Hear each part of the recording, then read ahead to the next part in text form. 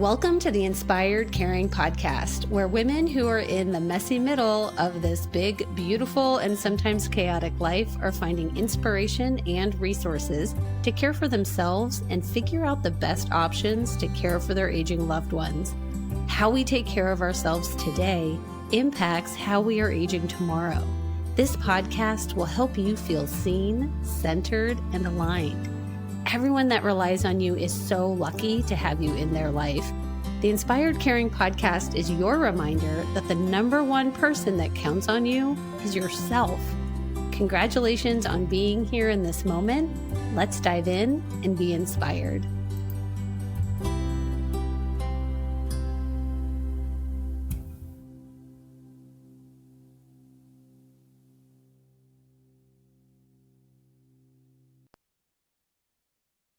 Today on Inspired Caring, we are welcoming Anne Smith, the author of Gray Divorce, My Life Rewritten. Welcome, Anne. Thank you so much. I'm so excited to be here. I am so happy that we are going to be having this conversation because I think so many women in their middle ages have a sense of discontent and restlessness. And your book is such a valuable guide for women who are trying to sift through their thought processes and what they want for their life and what are next steps. So thanks for being here. I'm so grateful. Thank you for having me. It's a topic I'm very passionate about. So this book is not fictional. No. It's a memoir. This is your memoir. Yes. This is an actual formatted stories around your life and your experience. So let's back up just a little bit. Just the name, the title of the book, Gray Divorce, was new to me. Where is that coming from? It's really interesting to read about gray divorce. I wasn't familiar with the term either. It actually ties back to two sociology professors from Bowling Green State University who coined that term. And they got interested in doing research on this phenomenon of divorces that are happening with couples later in life. And they actually got interested in this back when Al and Tipper Gore announced that they were ending their marriage after 40 years. They got curious about how could somebody decide to get divorced after that period of time. And what they found in their research was really interesting, that although the overall divorce statistics in the US have been declining, they kind of peaked in the late 70s, I believe. They were overall declining, except for people 50 and over. And what they found is that from 1990 to 2010, that divorce rate doubled. And by 2010, 27% of the divorces in the US were people age 50 and over. By 2019, that was 36% of all divorces. And they also uncovered the fact that people who were 65 and older, their divorce rate tripled in that period of time. So it's really interesting to think about this as being a phenomenon that's affecting a lot of people. I've had a lot of conversations with people who say, I think it's just indicative of the fact that we don't stay committed to marriages. And I disagree with that. I think that my parents' generation, previous generations, they didn't really have a lot of options. They tended to be homemakers who weren't necessarily able to support themselves.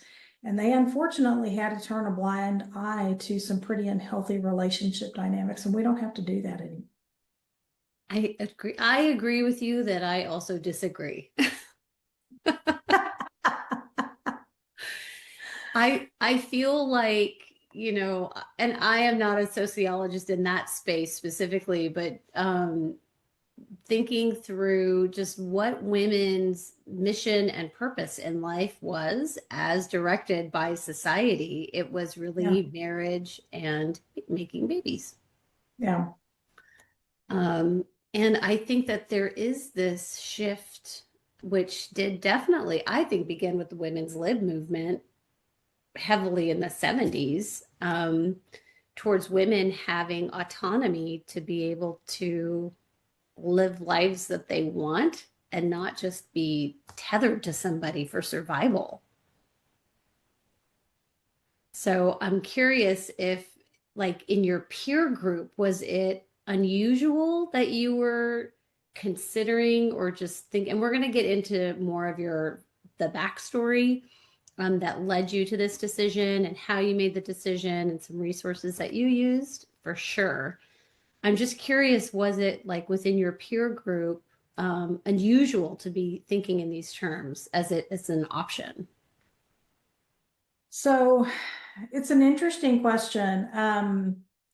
What I found as I was talking to close friends, kind of extended friends within the circle, is that there were a lot of people who felt very unhappy, but they weren't necessarily willing or felt able to do anything about it. Mm. And so I kind of call that being stuck. They weren't really happy with what they had in their lives, but they didn't feel like they could do anything about it, or they weren't willing to upset the apple cart to do anything about it. So in my immediate group of friends, I didn't necessarily know very many people who were imploding their lives like I did. But I had heard a lot indirectly as I was talking to friends. Oh, I have a friend who went through something similar. And even just as I was launching my book, somebody who joined my book launch told me just the day before that he was going through a very similar situation after 38 years of marriage. Wow. So, yeah. So it's out there and people are murmuring about it, but it feels like this book is almost a permission slip to actually talk about it. Yeah. Yeah, and I don't, just because my experience resulted in going through a divorce, that's not what I'm saying people should automatically do. I'm Mm. just saying don't live your life miserably. Find joy again, reclaim your life, whatever that may look like. If you can work on your marriage, work on your relationship, do it, but don't just leave things stagnating, because it's not going to get better on its own. It takes a lot of work and it takes a lot of intention to get there. Let's go back a little bit to your childhood, your belief systems growing up, and the partners that you seemed to attract. Yeah. Share with us a little bit about that, just so we have a little bit of the background. Sure. So I grew up in a very religious household. And exactly like you said a few moments ago, you were pretty much raised to believe that you got married and had babies, and that was your purpose in life as a woman. And what I uncovered as I was going through this process and doing a lot of really deep therapy is that subliminally I had absorbed this message that I needed somebody else to validate my existence, that I didn't really exist or have value as a person unless somebody else said, you have value as a person, you are of value to me. And my mother, who was a very good mother and a very good wife, showed by example that the epitome of love was sacrifice, that you had to sacrifice your own needs, your own wants, your own desires at the cost of what your spouse wanted. And I took that very seriously. I took that as part of my DNA. And so I went looking for people who validated my experience, my existence, and who, made me feel like the best way to love them was to do everything for them and sacrifice what I needed. And that wasn't the best choice for me. Well, and just as human beings, if we are continually putting ourselves on the back burner, I mean, that is an unsustainable practice. Absolutely. And you talk a lot about your identity. Yeah. Well, let's stick with the partner. So, as a result of the upbringing that you had, what type of men did you gravitate to? So, although I got married right out of high school, so very young, first marriage lasted 9 years, second marriage lasted 30. And although on the surface they were very different people, they both had a lot of trauma themselves. And so, what they had in common was that I was needed. I Mm. was needed. I could fulfill a role for them, and I could fulfill the role for me of being needed, and I could fix things. And that was I was the fixer. I was the fixer. So two sort of different guys, but a similar common denominators. Yeah. How did you get to the point of reflection about that? Because I think sometimes we get as women caught up in dating the same type of person, but we still think they're different people. How did A you unpack that to get to a little bit deeper level? lot of therapy. I Yes, ma'am. Yes, before I started down that path, I was after the separation, I had started just looking at reading a lot of self-help books. Some were recommended to me, some I just found on my own, and I was looking for me in those pages. I was like, Mm. what do I fit into? What box do I fit into? What roles do I fit into? But it wasn't really until I started talking to an extremely skilled therapist. And one of the first things that she said to me that made me realize how deep all of this went was she said, "Do you remember Peter Pan and how he was always losing his shadow? And he was trying to find his shadow and sew it back on so he didn't lose it." And I said, "Yes." She said, "Well, you need to lose your shadow. Your shadow was created as a child and it helped you flourish as a child and get through your childhood. And that shadow no longer serves you anymore. You need to unsew your shadow. You have to find out who you are." And I was just like, how do you get to be my age and not know who you are? But that's when I realized that truly she was right. I had no idea who I was, just me by myself. I had always been somebody else's spouse or somebody's kid, and I had never just been me by myself. And this conversation was happening while you were still in your marriage. I was still married. We were separated at that point. Yeah. Okay. What were some of the, like, as you started to unpack through therapy, what were some of the things that you realized? I mean, I don't know, in the moment, did you realize that they were red flags that your marriage was not going to be a forever marriage? Or was it something that only in hindsight you were able to identify? I certainly knew some things later in the marriage. Some of the things started to show up. Really, where I started to see the fault line was my ex, my husband at the time, when he retired from his career, we moved to the West Coast. And that had been a dream that we both had had for a long time. And when we moved, I noticed that he just completely disengaged from everything. He was young enough that he needed to start another career or find another job or something. We had talked about that and agreed to it, but he just was disconnected. He didn't care. He didn't want to do anything. And that's when I really started to notice the fault lines and started to realize that I was always the one jumping in. I was always the one doing the work. And it hit me. It was like, I thought this was our dream, but I'm the only one doing anything about it. Is this no longer what he wants to do? And where does that leave me? So there were some things that happened in the moment. A lot of it was hindsight.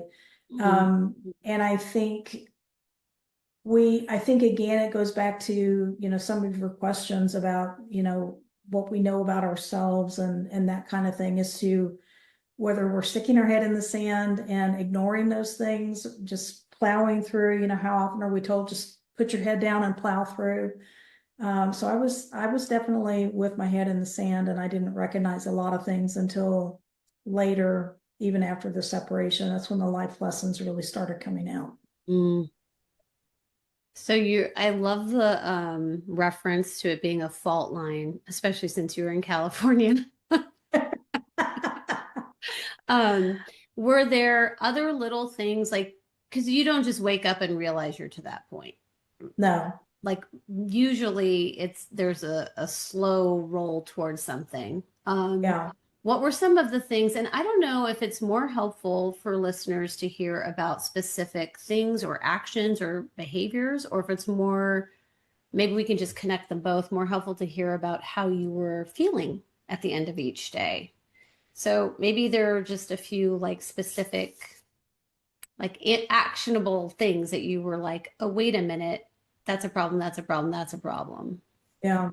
So one of the big things was that there had not been any physical intimacy for a number of years before we moved at the end of 2018. So it was a total of the last 12 years of our marriage that there had been no physical intimacy. So I liken it in the book to the Great Wall of China going down the middle of the king size bed. Mm, So that was the big thing. Um, but you know, I realized every day it was just we were roommates. That's all we were. mm, And our conversations were, what's for dinner? Have you paid the water bill? You know, did you fill up the car with gas or do I need to go do it? Those kinds of conversations are, and we were very aware of each other, but not connected in any way. And I just felt I didn't want to be at home. mm. If I left the house, I didn't want to go back. I wanted to find other things to do, even if it was just walking along the water or I just wanted to be out. I did not want to be at home. I think, and then if you're away, what was he doing? Like, what were his patterns and behaviors? He had always had um, a propensity for watching a lot of television, and it escalated even more. So when we moved to the West Coast, we had a beautiful view off of our back deck. He never went out there. I would ask him, come sit outside with me after dinner. I really kind of thought once he ended his career, some of this would go away. And it didn't. It just kept going. So I would say, you know, come sit outside with me. Let's sit outside and watch the sun and the water and all of that. He didn't want to. He just wanted to stay inside and watch television. So it was just this, we couldn't find each other. We were too far apart and there was no connection at all. And didn't seem to be any desire to connect. I didn't have the desire to connect. I think I had just worn myself out down through the years trying to be everything for somebody that didn't really care or didn't really know what he wanted himself. So I just recognized that I needed to do the work because I was a common denominator in two marriages. So it's very easy for us to want to point the finger and say it's somebody else's fault, but we miss a tremendous amount of opportunity for growth and reflection and a new path for ourselves, new discoveries for ourselves if we're busy pointing the finger at somebody else. Yeah, I think it is easier to point the finger to a certain degree because our brains are wired to find problems and solve them. Yeah, And it's hard to hold up a mirror. it is. It is. Um, Absolutely. so like you're feeling discontent, you're realizing that you're just roommates. And like, was there a specific incident or aha moment where you thought, I actually can't live like this anymore? Yeah. Once we had been out on the West Coast for close to a couple of years when he told me he did not want to be there anymore. He wanted to move back to Texas. Once we got back to Texas, one of my very dear friends came to see me. And we were sitting outside having coffee one morning and he was gone. And I do not remember what the conversation was about. I honestly do not remember the conversation, but I do remember blurting out, I haven't loved him in a long time. Mm, And I remember the physical sensation of sitting back in my chair and saying, whoa, where did that come? Who said that?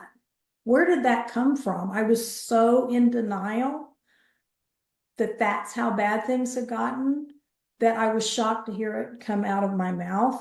That was really the moment where I knew I had to do something. I didn't know what, but I knew I had to do something.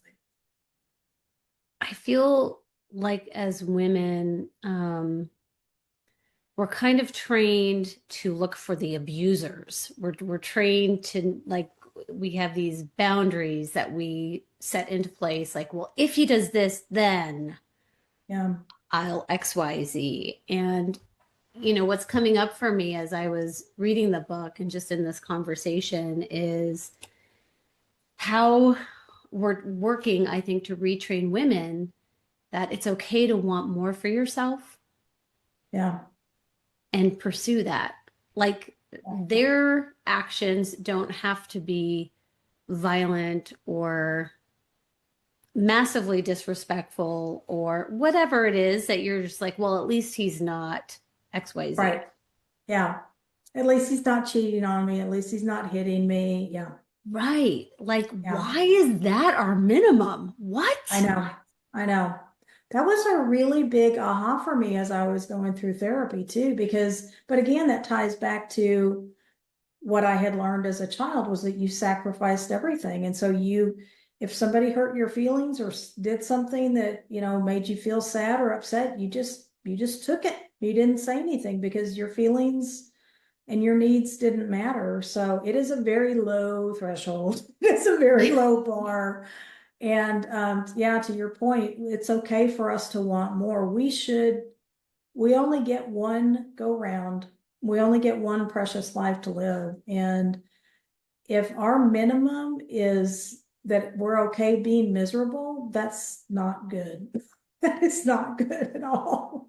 Yeah, I 100% agree with you. And I think the other like oppressive issue that your book addresses is ageism. Yeah, And as women, over age 50, companies stop marketing to us. Like the yeah. majority of marketing dollars is spent up to age 49 for people. So I was doing a Bible study with a group of women at church and said I wanted it for only women 50 plus years old. And one woman came up to me and said, I'll only do it if you'll actually like talk to me and listen to what I have to say. Mm, And she was in her 60s. And I just thought, yeah. wow. So I think just the question that's coming up for me is how, at any age, can women feel empowered to make such a big decision for themselves? Like, I'm trying really hard to avoid saying I'm too old. Yeah, Like, yeah. how do we avoid that pitfall in thinking? It's a great question because it was a big obstacle in my own mind from the perspective of, doing this at 60 looks very different than doing it at 30.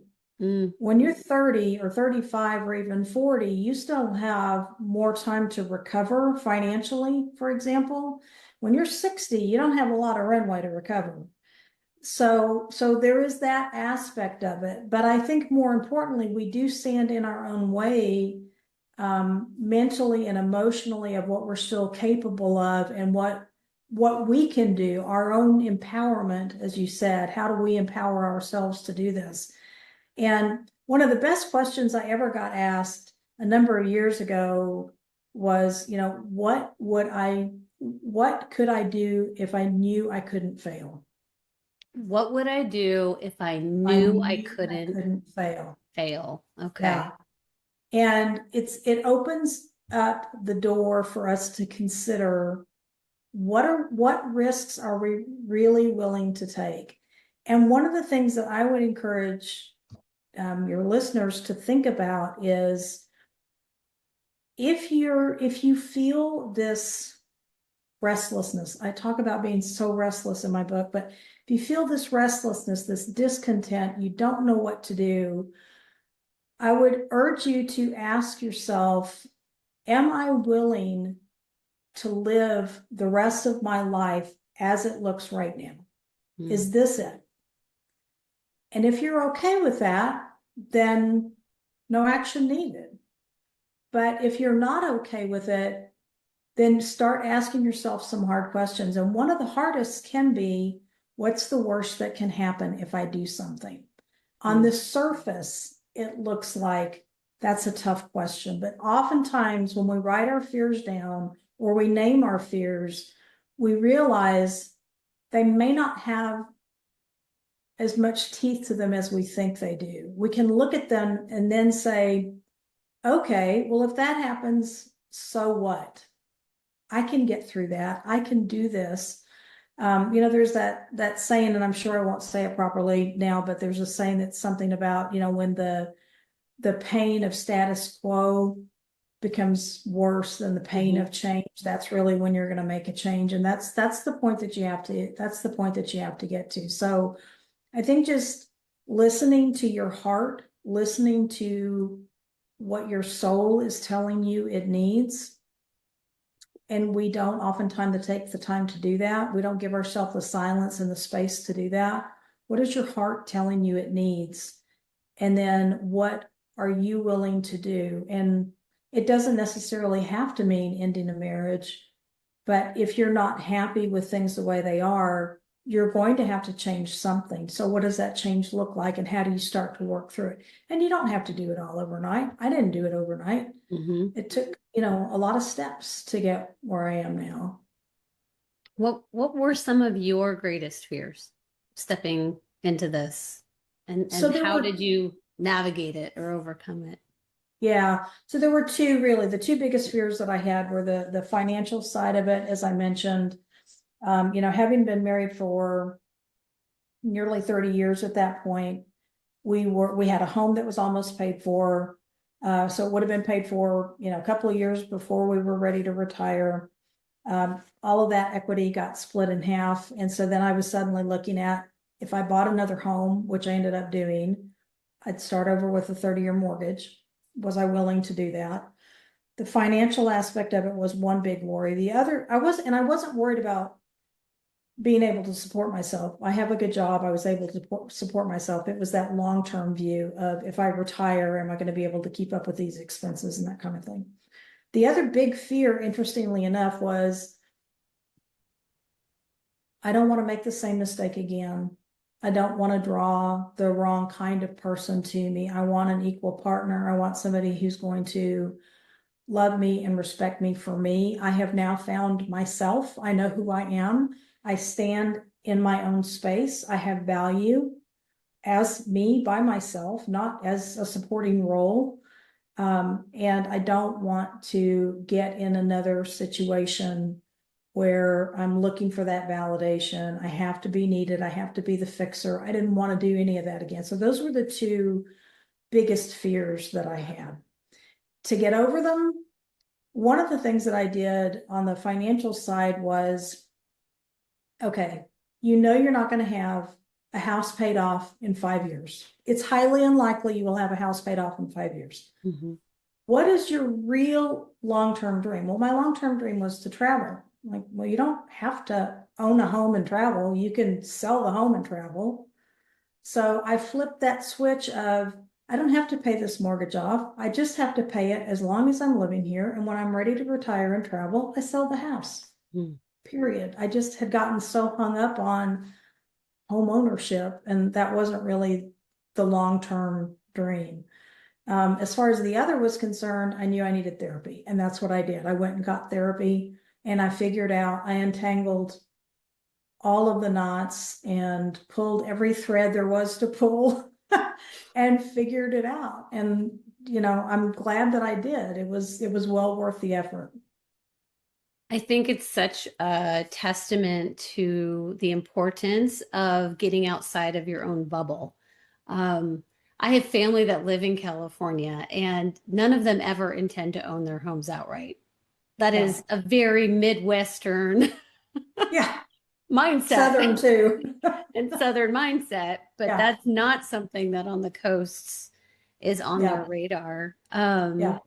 Did you like start squirreling money aside, or what was your preparation like for this? What did you do to Yeah. prepare? Yeah, I didn't really do any of that. I was the one that handled all of the finances anyway. I paid all the bills and that kind of thing. My biggest thing was how are we going to divide all of this up? Mhm. And so my concern was when I had the conversation that, I want a divorce, I want to move on, what was that going to look like? And it worked. I knew what I kind of wanted in my head. He had a pension. I didn't want to touch his pension. I wanted to leave that whole, and I had caught a lot of grief from a lot of people about that. But it was what I wanted to do. It was my decision. And in the course of doing that, he said, if you leave that alone, I'll leave your stuff alone. And that's what we Mm. did. That's what we did. The biggest split really was the home equity, and that hurt. It hurt, but like I said, I flipped a switch and it became okay. It was not the roadblock that I thought, which kind of goes back to what I said earlier, the big fears that you write down. Sometimes you get to them and you're like, okay, so what? That's not a big deal. Did the therapist help you run scenarios for his response or reaction to the conversation, or did you have an idea of what his response would be like? Yeah, so at that point, before we separated, we separated in September, and I actually didn't start seeing a therapist until January. Mm. I had found a course online through Daily Ohm that was called, I believe it was called Separating with Grace and Respect. It's not out there anymore. The author of the course was Regina Michaels, and she does have a website, but I don't see the course out there anymore. But of course was an absolute lifeline for me. And a lot of those things that it had you work through were, what do you want to say? What are the important things that you want to say? How do you want to feel? How do you want the other person to feel? So that was really kind of what helped me. But it's interesting to go back and look at my journal as I was taking that course. That focus was all on him. It wasn't on taking care of myself. I was still being the person who had to worry about how somebody else felt and not how I felt and what I needed. I was very concerned about how he was going to take the news. And in the end, he was just like, okay. It was like, it was not a big deal. Which is kind of alarming a little bit, because here Well, you are like thinking about it and self-reflecting, and you're not even in therapy yet, but you're like, this doesn't feel right. This doesn't feel right. And he yeah, seems to I be on think it, autopilot. I think it speaks to a couple of things. I think it speaks loudly to the state of our marriage. And I think it also speaks loudly to the fact that I was doing all the work and he had no vested interest in the marriage at all. I really do. I wish him the very best. I don't have any ill will towards him. I really feel like I just became the stability and the paycheck, and that's what I was. I wasn't anything more. That's all I was. Mm. Did you did you feel like you were hearing your intuition and stuffing it down, or was your intuition at play all those years prior? My intuition had tried really hard to speak up.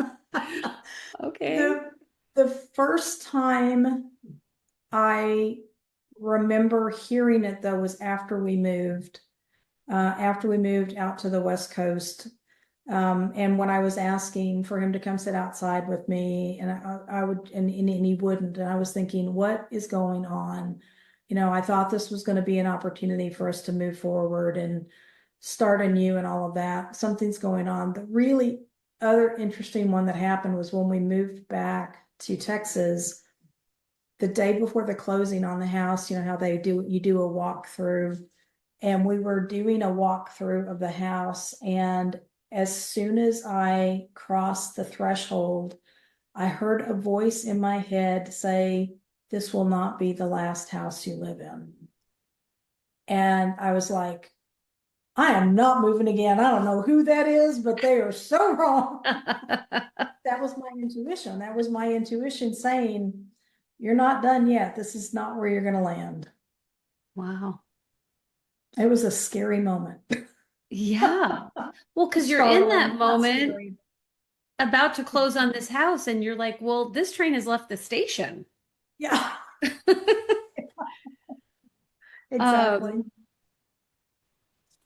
did you feel like you had moments of, I mean, I'm just again reflecting on just being a woman and I'm a mother and feel like I'm constantly taking care of everybody else and losing myself. And I'm in this space of rediscovery, but sometimes it can feel like I'm on a hamster wheel and there's just no end in sight to whatever the thing is that I'm Yeah, ruminating on. And I can't see my way forward with how to change something. yeah. I didn't know if you had any insight or thoughts about that. If you just are looking ahead to, well, I just don't even see how this could ever change. Yeah, before I got to the decision of I can't do this anymore, before I even took that daily course, I really did feel stuck. I really did feel like I'm miserable, I'm so unhappy, but I can't really do anything about it. And what helped me was, first of all, I felt like I had to hide that from everybody. I had to maintain this facade that everything was great. I'm fine, it's great, everybody's fine. Meanwhile, the dumpster is burning. Mm-hmm. Um, and so that was one thing. And when I finally started admitting, the first person I talked to was my sister. When I finally started admitting things are not going well at all and I don't know what to do, it felt like this huge weight lifted off of my shoulders.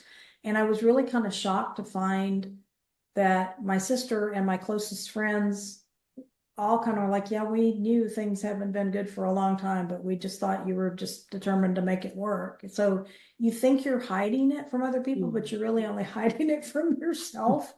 And so that was one big thing. And then the other thing that helped me tremendously was, like I said earlier, I didn't want to be at home. And when I got out, I couldn't think at the house. I could not think. I just felt this oppression, I guess. It was just like everything was just crowding in my head. And when I got out in nature, being out in nature kind of calms your central nervous system. I could think. So just giving myself space to get out of the house, whether it was a walk or even just going and sitting in a park somewhere, just sitting in the silence, that gave me the breathing space to say, okay, calm down. Everything's okay. You're okay physically. You're safe. Mm-hmm. What do you need? I'm here. What do you need? I need to listen to you. What do you need me to do? And those were the things that really started to crack everything open for me. You know, um, I take issue with the term woke because I think it's used in such a derogatory way, but I do feel like so many of us are sleepwalking Yeah. through our lives. And I also had that experience of literally, I felt like I was waking up. Yeah. I did a podcast episode titled Wake Up, Pay Attention, Choose. Yeah.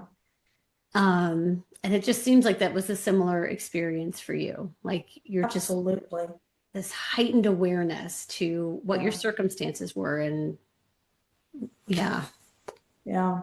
That's a very succinct and powerful way of putting it. And I love the choose part at the end because you can become aware of something, but if you don't do anything, you're still making a choice. And so at the end of the day, you're choosing one way or the other. And that's okay. That's Hmm. your freedom to choose. But there's repercussions for all of your choices. And so you have to decide what's best for you. And if you're not taking the time to listen to yourself, then how do you know? I was so busy spending my whole life worrying about whatever everybody else needed, what everybody else thought. I didn't, when somebody said, what are your values? I'm like, I don't know what my values are. Maybe I need to check with somebody else to find out what my values are. So yeah, we don't do a lot of internal reflection. And it is like waking up when you do. I think this is also part of actually the gift of aging is that for so many years, we usually spend 2 to 3 decades in Yeah. striving forward. And so just having that moment of lifting your head and looking around at the life that you have created and are responsible for, and are in and living. Um, I think it's just something that gives you a good stock for how do you want to spend the rest of your life. Yeah. Yeah. When you get to that point where you realize, I liken it to a runway. Um, when the plane first lands, most of the runway is in front of it. And by the time it stops, there's very little runway. Everything is behind it. And we get that way in life. So much of our lives are spent on the runway, and we're not even paying attention to how much runway is behind us versus in front of us. And when we realize that we have a whole lot less runway in front of us, it's, if we haven't already asked ourselves the questions, is this how I want to be living? It's a really good time to do it and make some changes, whatever those things are. It can be simple things like bringing things back into your life that you've let slide over the years. We all got busy with raising families and building our careers and, keeping up with the Joneses or whatever it was that we were doing. And so some things that we really loved to do that brought us joy have fallen by the wayside. Maybe it's rediscovering some of those things. Maybe it's finding some new things that we've wanted to try that we haven't had, made the space for. But yeah, it's really just taking the time to listen to yourself and figuring out what it is that you want and how you can start to bring that joy back into your life. So let's go a little bit deeper on this because obviously the book is titled Gray Divorce, and we're talking about getting a divorce at a later stage of life and later age in life. I feel like from how you are presenting, and speaking and thinking that there's hope on the other side, that it is possible to build a new life for yourself, Yeah, regardless of your age. Is that accurate? Are we on it track? is. It is. Absolutely. Absolutely. So Yeah. just share a little bit about what that has looked like for you. Like, I mean, it's a traumatic event to go through a divorce and you had therapy. Um, Clearly you sold the house. Yes. Yes. Yep, Okay. sold the house, bought another one. I really hibernated for a while, because it's what I needed. I'm not saying that's what everybody needs, but I just needed that space, quiet space to think about what I needed. And I immediately felt some relief because I was me. If I didn't feel like cooking, I didn't do anything. If I didn't feel like going out to the store, I didn't go to the store. So I felt that relief, but I also felt very, now what? Oh my gosh, now what? I just Yeah. blew up my life. Now what do I do?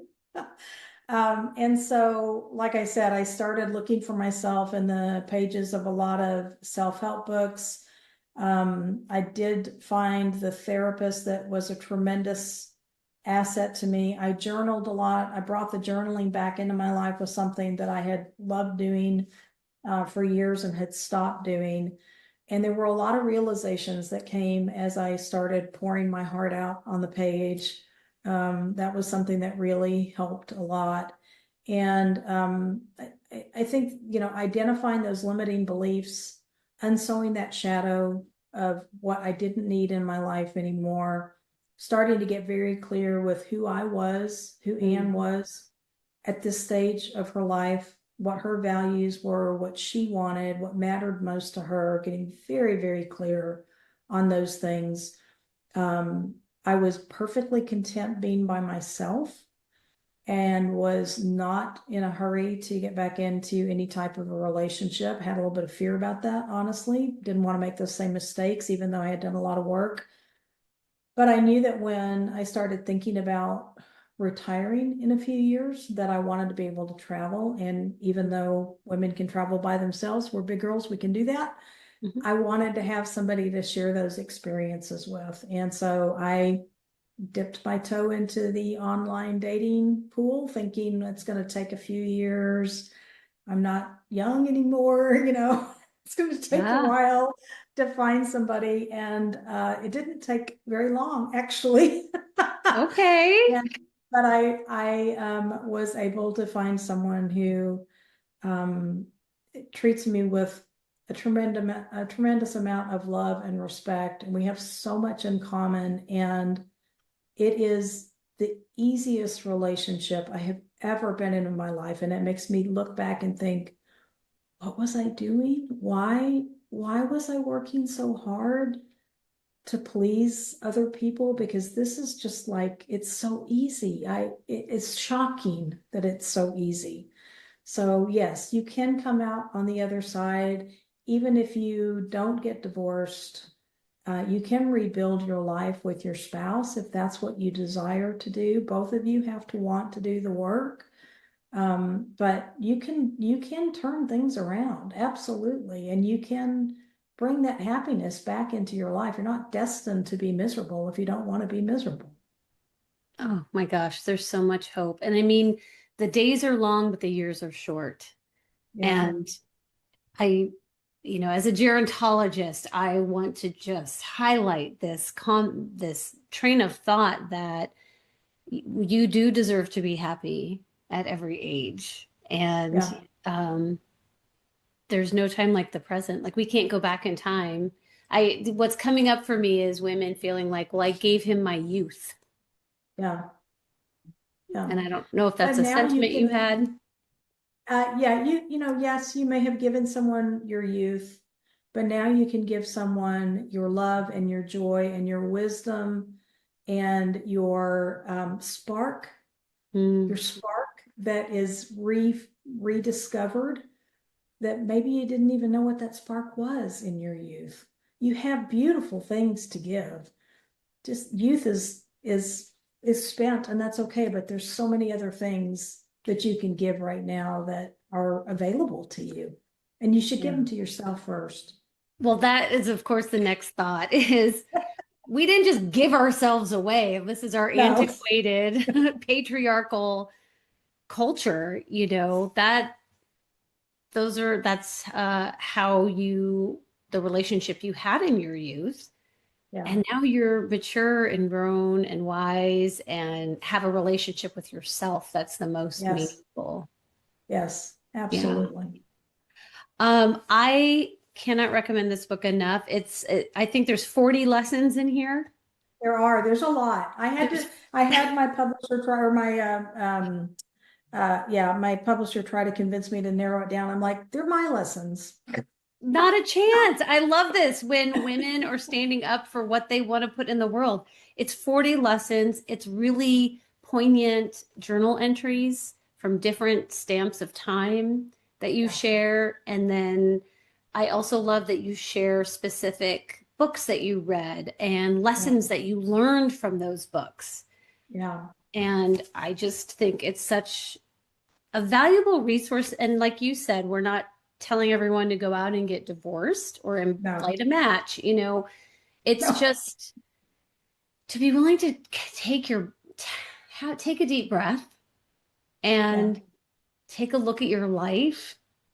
And I think that this book can help women do that alone. Yeah.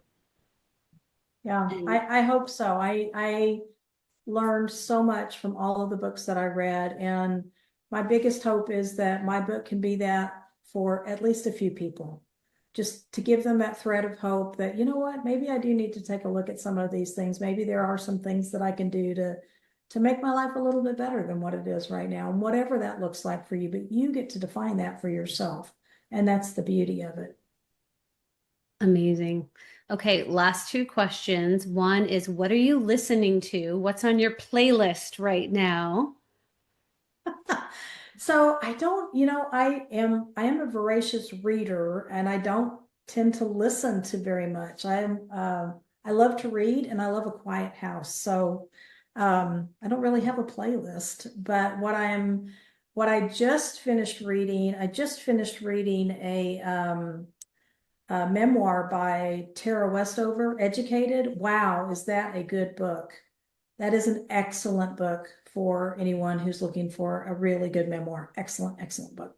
Awesome. I will put a link to that in the show notes. Yes. And you are a very good writer. Like, Oh, thank you. yes, your choice of words, and I wish I had a quick example to like pop to. I should have sticky noted as I was reading, but you are a very eloquent writer and you paint very clear pictures. So we're really with you on this journey. Okay, so then the last thing is, if you had a woman in front of you right now who has just felt unsettled, discontent, maybe she's in that space of caring for aging family members and she's in a partnership or marriage that just doesn't feel like it's working for her anymore, like what would you like to say to her? Well, the first thing I would, if she was open to it, is I would give her a big hug because I think we Mhm. don't get enough hugs in our life. And so, just having that physical presence for somebody, I think makes a big difference. But I think what I would say is you matter and what you want matters. What your heart desires, what you need for you matters. So let's go find it. Let's go figure it out and we can find it.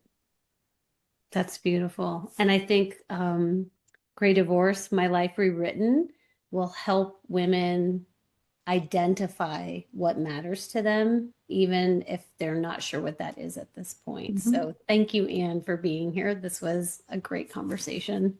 Thank you so much. I've really enjoyed it.